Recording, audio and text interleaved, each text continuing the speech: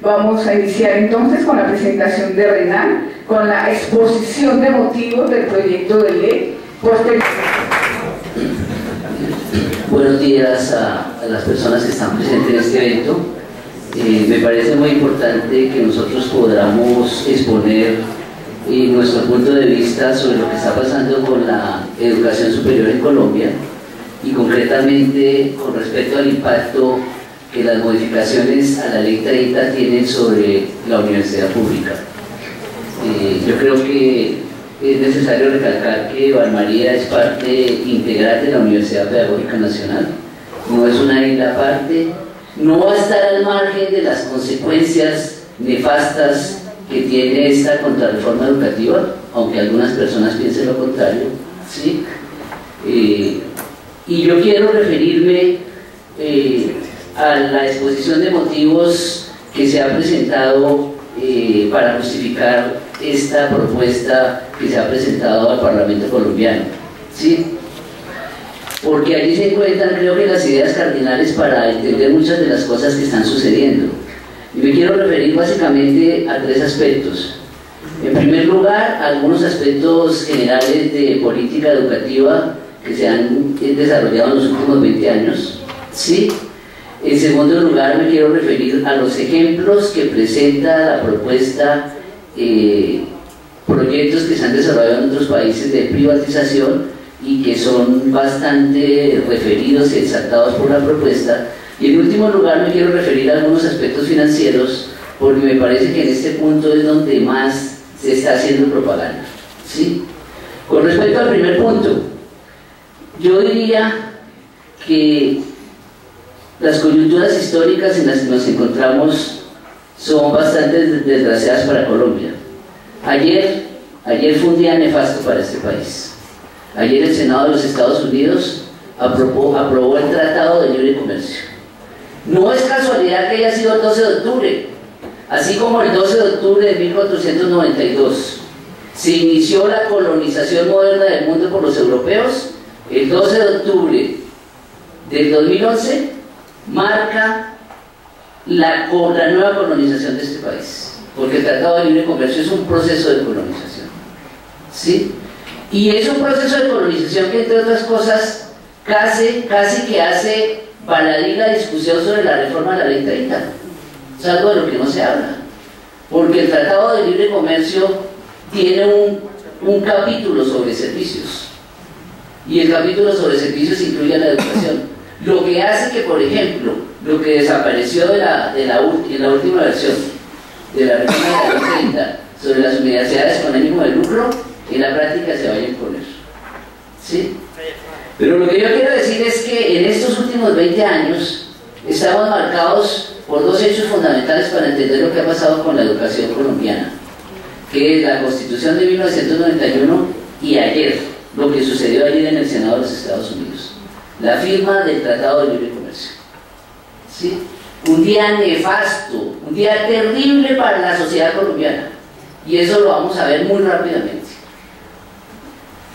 Pues bien, la Constitución del 91 estableció la privatización de la educación. Hay muchos apologistas de la Constitución del 91 que dicen que fue gran cosa, que fue una gran transformación. En términos de educación eso no es cierto.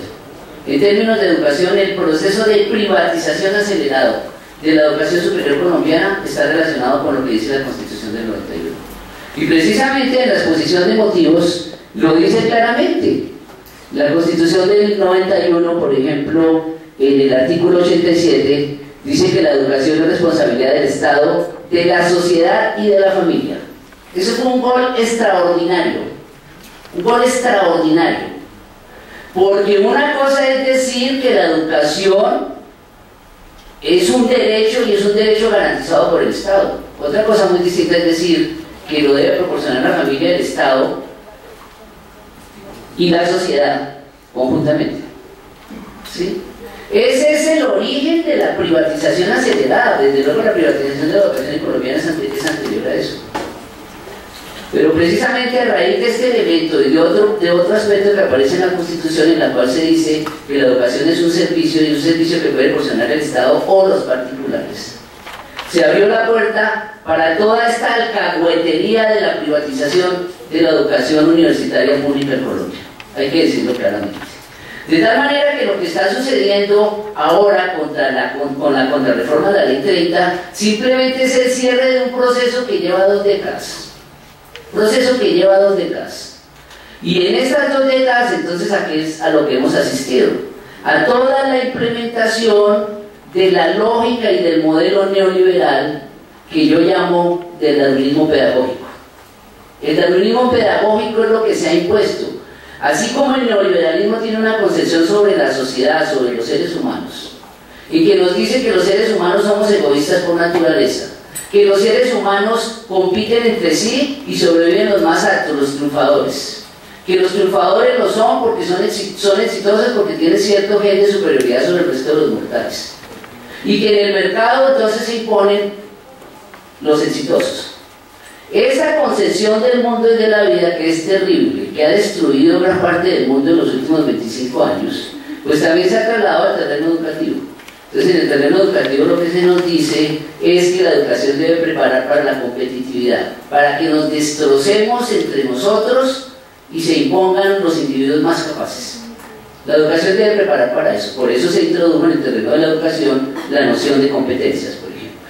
Pero hay toda una lógica que acompaña eso y que Colombia se ha venido imponiendo, a las buenas o a las malas, generalmente a las malas.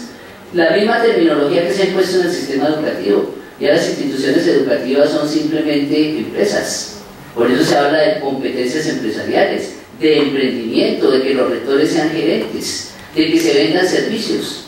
Todo eso hace parte de esa lógica que ha ido penetrando en la educación y que ni mucho menos se inicia con la reforma de la Ley 30, que ya se viene dando en la práctica y que se viene desarrollando en las instituciones universitarias, en gran medida. Este es un elemento que creo que hay que resaltar. Y dentro de eso entonces hay que resaltar que la educación pasa a ser considerada como un servicio mercantil. Y es necesario recalcar esa idea, porque esa es la idea que está en el funesto Tratado de Libre Comercio. La educación como un servicio mercantil. La educación como un servicio más, como decenas o centenas de servicios más. La cultura, la recreación, la salud, el deporte, todo absolutamente es un servicio mercantil. Y es un servicio mercantil que se debe comprar y vender como cualquier otra mercancía. Hay oferentes, hay compradores, y eso se equilibra y se maximiza en el mercado según reza la teoría neoclásica convencional, lo cual no tiene que ver mucho con la realidad, pero es ese dogma que está detrás de estas de las justificaciones del Tratado de Libre Comercio y que se subyace en los fundamentos de esta propuesta de reforma de la Ley 30. ¿Esto qué implicaciones tiene? Y yo creo que es necesario recalcarlo, porque ya no estamos hablando de algo que supuestamente va a suceder, no, que ya está aprobado, que lo aprobó ayer el Congreso de los Estados Unidos. Resulta que la educación pasa a ser un servicio mercantil transable. Y en el caso colombiano, las empresas educativas de los Estados Unidos tienen la misma característica que las empresas educativas colombianas. No van a tener ninguna restricción de entrada, porque si tienen alguna restricción de entrada, eso se considera como un impedimento económico a la libre movilidad del capital educativo. ¿Qué quiere decir esa jerga en la que estoy hablando? Simple y llanamente quiere decir que de los Estados Unidos cualquier universidad, instituto educativo, instituto tecnológico, instituto de investigación puede desde ya empezar a abrir sedes en cualquier lugar de Colombia, con las mismas condiciones y garantías legales que cualquier empresa privada de educación y que cualquier universidad pública. Aquí al frente pueden abrir una sede de educación física de Harvard. Sí, claro, lo pueden abrir. Una sede de educación física de Harvard. ¿Y la pedagógica podría competir con esa sede de educación física de Harvard? ¿Con estas instalaciones? ¿Con estas condiciones? ¿Sí? Soñar es barato, ¿no? Dice el disco, ¿no? Eso es lo que está en juego.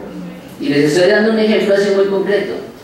Pero eso le sucede a todo el sistema universitario público colombiano, que en adelante entonces va a tener que competir en desigualdad de condiciones, que es lo que los neoliberales llaman equidad, con las empresas educativas de los Estados Unidos.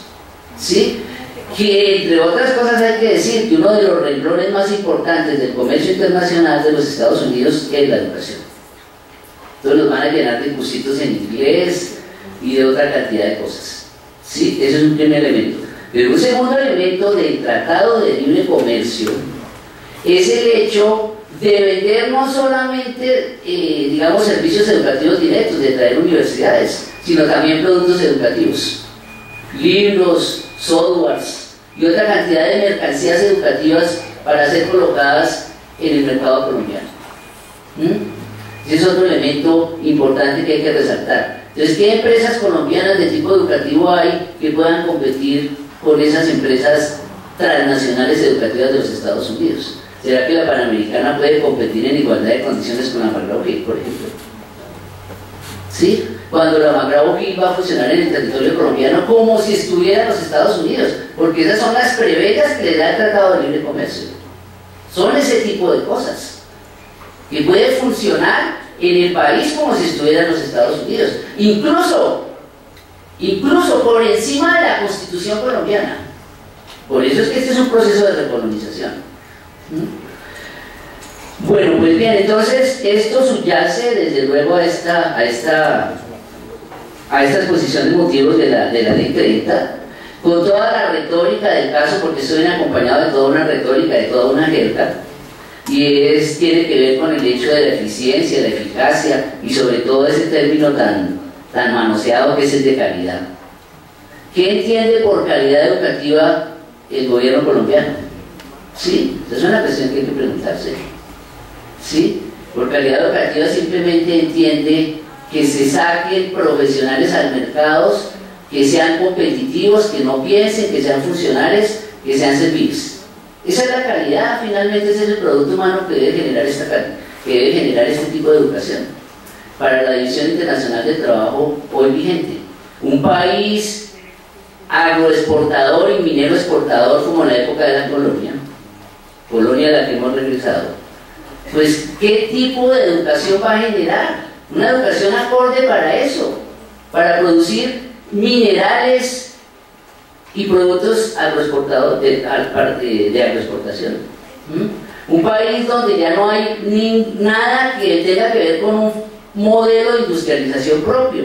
Lo poco de industria y de agricultura que existe en este país va a desaparecer rápido con los TLCs. TLC con los Estados Unidos, TLC con Corea del Sur y TLC con la Unión Europea.